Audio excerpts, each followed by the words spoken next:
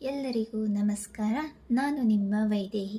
ಇವತ್ತು ಮಹಾಶಿವರಾತ್ರಿ ಇರೋದ್ರಿಂದ ಎಲ್ಲರಿಗೂ ಮಹಾಶಿವರಾತ್ರಿ ಹಬ್ಬದ ಶುಭಾಶಯಗಳು. ನಾನಿವತ್ತು ಮಹಾಶಿವರಾತ್ರಿಯ ಕಥೆಯನ್ನು ಹೇಳಲು ಹೊರಟಿದ್ದೇನೆ. ಮಹಾಶಿವರಾತ್ರಿ ಅಂತ ಅಂದರೆ ನಮಗೆ ಕೇಳಿಸಿಗೋದು 3 ಕಥೆಗಳು.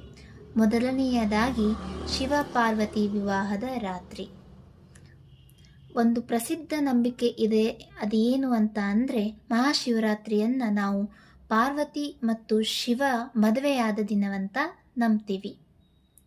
ಇಲ್ಲಿ ಪಾರ್ವತಿ ದೇವಿಯು ಶಿವನನ್ನು ತೀವ್ರವಾಗಿ ತಪಸ್ಸು ಮಾಡಿ ಮೆಚ್ಚಿಸಿ ಅದರಿಂದ ಶಿವ ತೃಪ್ತಿಯಾಗಿ ಶಿವನು ಪಾರ್ವತಿಯನ್ನು ಮದುವೆಯಾಗಲು ಒಪ್ಪಿಕೊಳ್ತಾನೆ.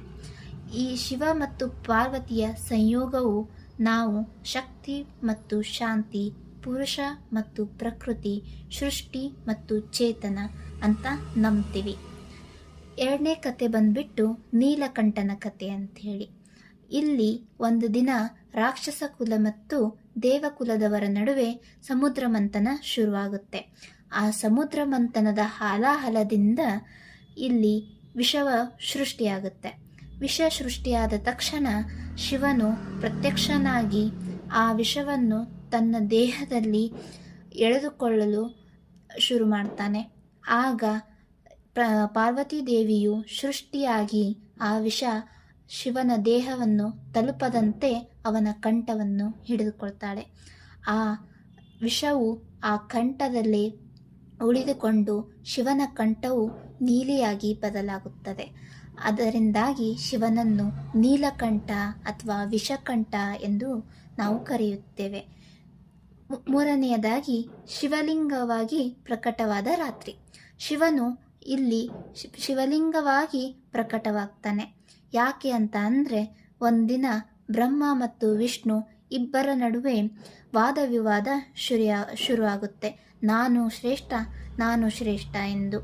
ಆಗ ಶಿವನು ಅಂತವಿಲ್ಲದ ಅಗ್ನಿಸ್ತಂಭವಾಗಿ ಪ್ರತ್ಯಕ್ಷನಾಗ್ತಾನೆ. ಬ್ರಹ್ಮ ಮತ್ತು ವಿಷ್ಣು ಯಾರಿಗೂ ಅದರ ಆರಂಭ ಅಥವಾ ಅಂತ್ಯ ಸಿಗುವುದಿಲ್ಲ. ಆಗ ಶಿವನು ಜನನ ಮರಣಗಳಾಚೆ ಇರುವ ಪರಮ ಸತ್ಯ. ನಾವಿಲ್ಲಿ ಮಹಾಶಿವರಾತ್ರಿಗೆ ಒಂದು ಭಕ್ತಿ ಮತ್ತು ಒಂದು ಬರೇ ಮಹಾಶಿವರಾತ್ರಿ ಅಂತ ಅಲ್ಲ, ಇಲ್ಲಿ ನಾವು 3 ವಿಷಯಗಳನ್ನು ನೆನಪಿಟ್ಕೋಬೇಕಾಗುತ್ತೆ. ಒಂದು, ಆತ್ಮೀಯ ಶಕ್ತಿ ಅತ್ಯಧಿಕವಾಗಿರುತ್ತದೆ. ಎರಡನೇದಾಗಿ ಧ್ಯಾನಕ್ಕೆ ಅತ್ಯುತ್ತಮ ಸಮಯ. ಮೂರನೇದಾಗಿ ಪಾಪ ನಿವಾರಣೆಗೆ ಪವಿತ್ರ ಅವಕಾಶ. ಇದರಲ್ಲಿ ನಾವು ಸರಳ ಅರ್ಥ ಏನು ಹುಡ್ಕೋಬೇಕು ಅಂತ ಅಂದರೆ ಅಜ್ಞಾನವನ್ನು ಬಿಡುವ ರಾತ್ರಿ, ಆತ್ಮಶಕ್ತಿಯನ್ನು ಎಚ್ಚರಿಸುವ ಸಮಯ, ದೈವಿಕತೆಯೊಂದಿಗೆ ಒಂದಾಗುವ ಕ್ಷಣ. ನಿಮಗೆ ನಿಮ್ಮ ಮಹಾಶಿವರಾತ್ರಿ ಹೇಗೆ ಇತ್ತು ಅಂತ ನಿಮ್ಮ ಅಭಿಪ್ರಾಯಗಳ ಮತ್ತು ಅನಿಸಿಕೆಗಳನ್ನು ನನಗೆ ತಿಳಿಸಿ. ಇಂತಿ ನಿಮ್ಮ ವೈದೇಹಿ. ನಮಸ್ಕಾರ.